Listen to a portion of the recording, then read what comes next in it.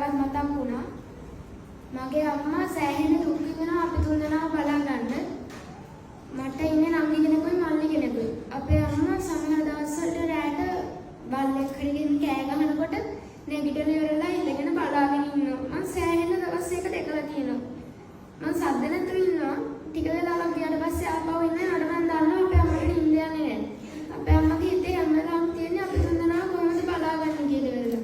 ඒ වගේමයි අපේ තාත්තා අපේ අප්පච්චිට මම ගොඩක් ආදරේ අපේ අම්මටත් මම ගොඩක් ආදරේ. අපේ අප්පච්චි රට ගිහිල්ලා වැඩ කරන්නේ අපි තුන්දෙනා වෙන්නයි. මම 9 වසරේදී එකපාරක් පොඩි ඇක්සිඩන්ට් එකකට මුහුණ දුන්නා. ඊට පස්සේ ඒ වෙලාවේ අපේ තාත්තට කතා කරාම එයා ෆෝන් එකේ වීඩියෝ කෝල් එකක් අරගෙන ඉවරලා මේ ගත්තාම මම බෑන්ඩේජ් එක වතාගෙන ඉන්නවා දැක්කම එයාට ගොඩක් දුක හිතුණා. මම එදා තමයි ඉස්සෙල්ලාම පාරට මගේ අප්පච්චි අඬනවා එක්කේ.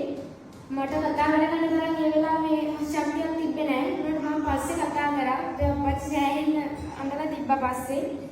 මම ඉතින් ඒ ගැන දන්නේ නැහැ මොකද මට කතා කරගන්න බැරි වෙච්ච ඉන්නේ. ඇත්තටම කිව්වොත් මගේ අම්මා තාත්තා මට ගොඩක් ආදරේ. ඒ වගේම මමත් එයාලට ආදරේ. මම මගේ නංගිටත් ඒ වගේම ආදරේ.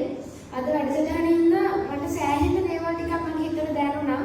මමත් සමහර වෙලාවල් වලට අපේ අම්මා බැන්නහම එහෙම ගෙදර ඉන්නකොට මමත් හිතින් සමහරවිට මොන කලබලයක්ද මන් දන්නේ නැහැ මේකේ කියලා එහෙම හිතිච්ච වාර තියෙනවා මට අවංකවම කිව්වොත්.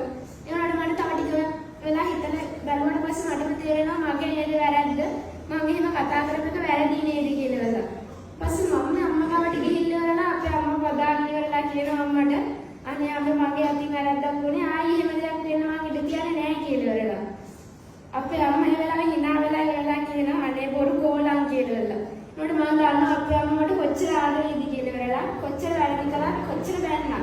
අම්මා විතරක් නෙමෙයි තාත්තා වුණා. හැමෝම අපිට ආදරේ. එයාලා බණින්නේ ගහන්නේ අපේ වැරද්දක් හදාගන්න. ඇත්තටම අද වැඩසටහන ගොඩක් හොඳයි.